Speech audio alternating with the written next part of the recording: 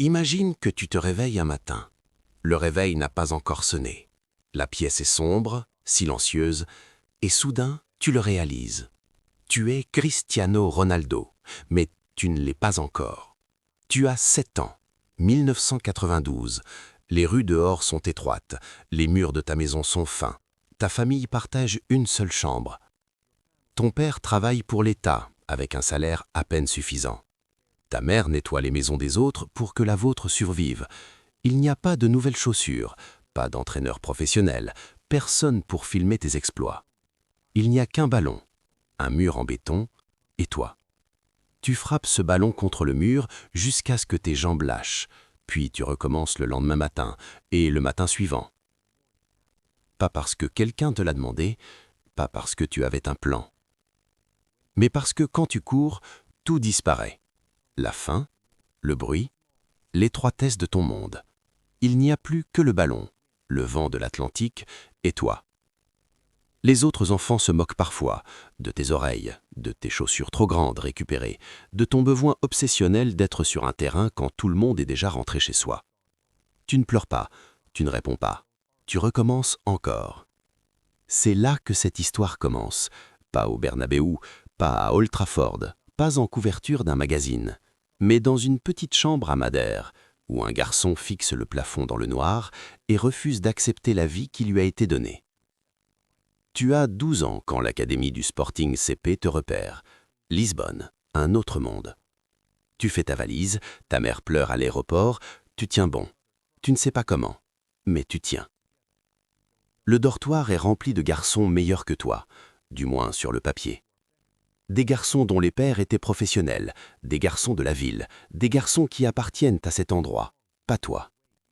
Ils se moquent de ton accent, de tes vêtements, de ta façon de parler. Tu ne dis rien. Tu te réveilles à 5h47 chaque matin avant tout le monde. Tu t'entraînes seul derrière le dortoir, dans le noir, dans le froid, bien avant l'arrivée des entraîneurs. Un coach finit par te remarquer. Après un entraînement, il te prend à part et te dit quelque chose que tu n'oublieras jamais. Tu as quelque chose, mais cela te détruira si tu n'apprends pas à le contrôler. Tu retournes dans ta chambre, tu écris un mot sur un papier, tu le colles au mur au-dessus de ton lit. Winner. Chaque soir, tu le regardes avant de fermer les yeux. Tu as 23 ans, tu es sur une scène à Paris au Théâtre du Châtelet. Le Ballon d'Or, la plus grande récompense individuelle du football. On appelle ton nom. Les meilleurs joueurs du monde te regardent monter sur scène. Tu prends le trophée et tu attends de ressentir quelque chose. La joie est là, mais en dessous, quelque chose de plus froid. Quelque chose qui va définir les 10 années qui suivent ta vie. Plus. Tu reprends l'avion à Manchester cette nuit-là. Le matin suivant, tu es déjà à la salle de sport. Le téléphone de ton agent explose. Nike, Armani, des couvertures de magazines sur 3 continents. Ton visage sur des panneaux dans des villes où tu n'es jamais allé. Tu n'es plus seulement un footballeur. Tu es une marque, une machine, une idée. Et une idée doit être protégée. Tu engages une équipe, relations publiques, sécurité, chef personnel, conseiller en réseaux sociaux. Les gens autour de toi se multiplient, mais les vrais, ceux de Funchal, ceux qui te connaissaient avant, ils appellent de moins en moins. Tu ne t'en remarques pas tout de suite. Tu as 24 ans quand le Real Madrid arrive, 80 millions de livres, le transfert le plus cher de l'histoire du football à ce moment-là. Florentino Pérez vient personnellement à Manchester. Tu es assis dans le bureau de Ferguson, l'homme qui a cru en toi quand tu étais un garçon de 16 ans venant d'une petite île. Son visage dit tout avant même qu'il parle. Il n'est pas en colère. Il est affiné.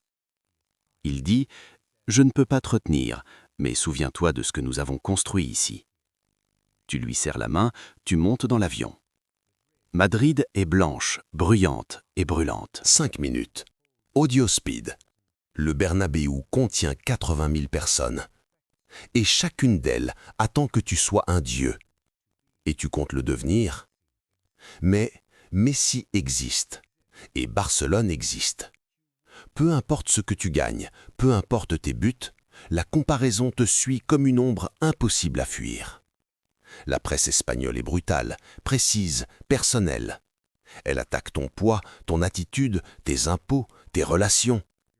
Ton sourire en conférence de presse devient un masque, maîtrisé, parfait, vide. Tu apprends à ne rien dire et à tout exprimer avec ton football. Tu as 24 ans. Finale de Ligue des Champions à Lisbonne, 2014. Atlético Madrid. Prolongation. 1-1. Le stade vibre sous tes pieds. Le coup de sifflet final retentit. Tir au but. Tu passes en dernier. 80 000 personnes retiennent leur souffle. Tu respires une fois. Tu t'élances. Tu marques. La décima. La 10e Ligue des Champions du Real Madrid. Un trophée attendu depuis 12 ans. Tu tombes à genoux sur la pelouse de Lisbonne, la ville où tout a commencé. Tu penses à ta mère, à ton père, au mur du dortoir, à ce papier, à ce mot. Winner. 4 ballons d'or. 100 millions d'abonnés. 200 millions d'euros de fortune. Un fils, Cristiano Junior, 4 ans, qui frappe le ballon avec une précision inquiétante. Un soir, dans le jardin de ta villa à Madrid, tu le regardes. Et quelque chose change en toi. Quelque chose de calme. Quelque chose d'humain. Tu veux qu'il ait tout ce que tu n'as pas eu. Mais au fond de toi, tu connais la vérité. Tu lui enlèverais tout si cela pouvait lui donner la même faim que toi. Tu ne le dis jamais. Pas une seule fois. Tu as 32 ans. Turin. Juventus. 112 millions d'euros. Le transfert le plus cher pour un joueur de ton âge. Le monde dit que tu es fini. Tu enfermes ça en toi et tu marques 28 buts lors de ta première saison. Ton corps est une machine. Tu l'entretiens comme un ingénieur. Cryothérapie, chambre hyperbare, 6 heures de sommeil parfaitement réparties, 17% de masse grasse à 34 ans. Les nutritionnistes parlent d'anomalies. Les scientifiques écrivent sur toi. Mais tes genoux te font mal maintenant. Discrètement, le matin, avant que quelqu'un ne regarde. Tu ne dis rien. Tu as 37 ans. Retour à Old Trafford, 2021. Il t'accueille comme un roi. L'écharpe au-dessus de ta tête, la foule, ce rougissement unique de 75 000 personnes qui t'aiment. Tu marques dès ton retour. Pendant un instant parfait, tu as à nouveau 17 ans. Puis tout effondre. Manchester United est brisé. La gestion est chaotique. Le vestiaire n'a plus d'identité. Toi, tu es toujours au plus haut niveau. L'équipe, elle, n'y arrive pas. Tu donnes une interview.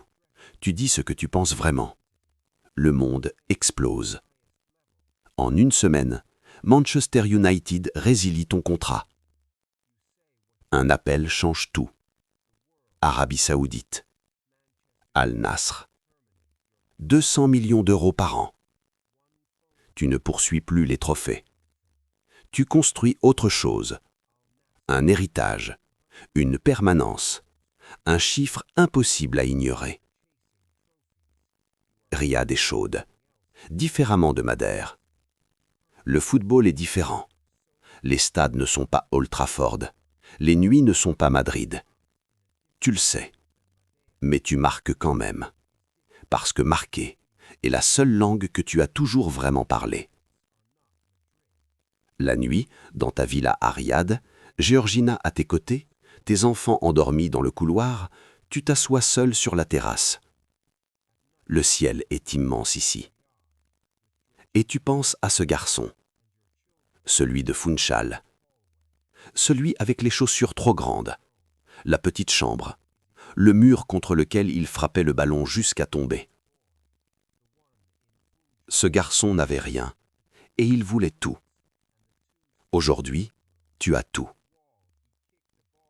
Et pourtant, tu te réveilles encore à 5h47 chaque matin. Voici ce qu'il ne montre jamais dans les highlights. Ton père est mort avant de voir le meilleur de toi. L'alcool l'a détruit lentement, pendant que tu étais dans un dortoir à Lisbonne, en train d'essayer de devenir quelqu'un. Tu avais 16 ans. Il disparaissait. Tu n'as pas pu le sauver. Tu n'en parles jamais. Ni en interview, ni dans les documentaires, nulle part. Tu portes ça seul. Aujourd'hui, ton fils s'entraîne sérieusement.